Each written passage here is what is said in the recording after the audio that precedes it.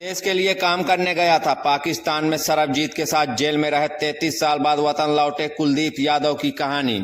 सरबजीत सिंह का नाम तो आपने सुना होगा और आप सभी जानते भी होंगे। तो ये कहानी है ऐसे ही एक और सरबजीत की, लेकिन इनकी किस्मत अच्छी थी कि पाकिस्तान जेल में 28 साल काट कर सुरक्षित घर लौट आए। लेकिन अफसोस इस बात का है कि वो घर तो लौट आए हैं, लेकिन आज उनके पास कोई घर नहीं है, क्योंकि उन्होंने अपना पूरा जीवन देश सेवा में खपा दिया है।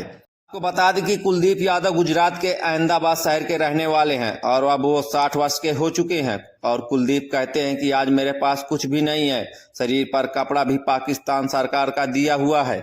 बता दें कि जासूसी के आरोप में पाकिस्तान की जेल में 28 साल काटने के बाद कुलदीप यादव को घर की रोटी नसीब हुई है। कुलदीप पाकिस्तान कि उसी कोट लखपत जेल में बंद थे जिसमें सरबजीत सिंह को रखा गया था। कुलदीप बताते हैं कि सरबजीत और मैं अच्छे दोस्त थे और हर 15 दिन में हमारी मुलाकात होती थी, लेकिन सरबजीत सिंह की हत्या कर दी गई और उसके बाद उन्हें घर से लेटर भी मिलना बंद हो गया था। लेकिन अब अपने वतन लौटकर वे बेहद खुश हैं।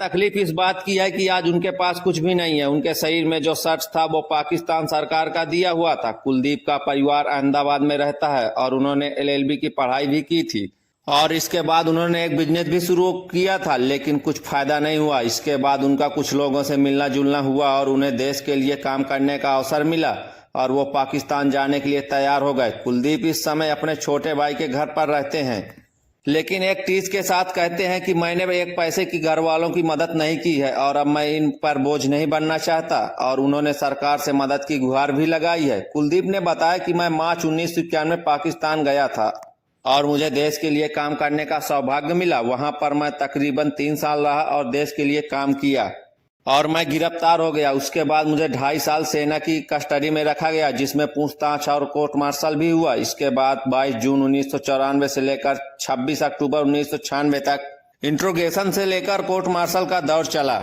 27 अक्टूबर 1996 को मुझे उम्र कैद की सजा देकर central jail court Lakhpat Lahore में शिफ्ट कर दिया गया।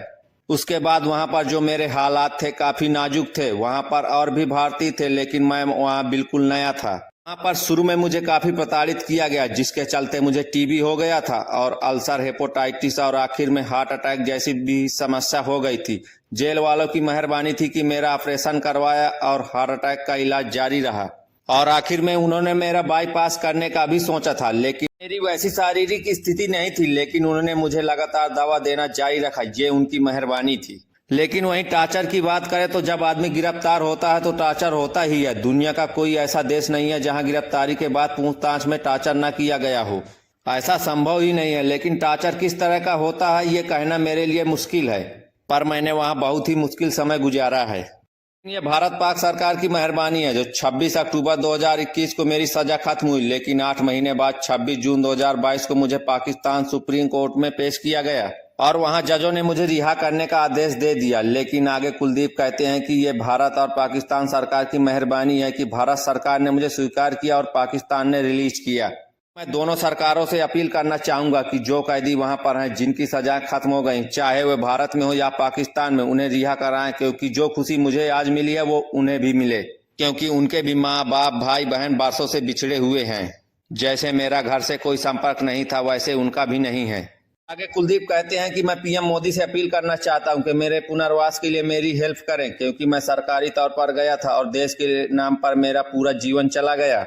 क्योंकि मेरे जो साथी थे, अभी कोई एडवोकेट है तो कोई जज है, वे सब रिटायर होकर आ रहे हैं, तो सरकार उन्हें बहुत सारा पैसा दे रही है और पेंशन भी मिलेगी।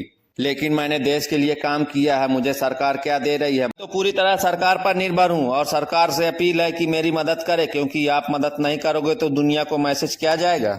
क्योंकि आज भारत के लिए काम करने को कोई तैयार नहीं है। इसका कारण जो भी लोग आए उन्हें कोई मुआवजा नहीं मिला है। मैं आप लोगों से अपील करता हूं कि अगर आप अपने देश से या देश सुरक्षा में जो लोग अपना जीवन गुजार देते हैं या खत्म कर देते हैं, अगर आपके दिल में उनके लिए जरा सी भी रिस्पेक्ट है तो इस वीडियो को ज्यादा से ज्यादा शेयर करें, ताकि ये सरकार तक पहुंचे और कुलदीप यादव जी जिन चीजों के हकदार हैं वो उन्हें मिल सके। ब्यूरो रिपोर्ट, उत्तर भारत टाइम्स।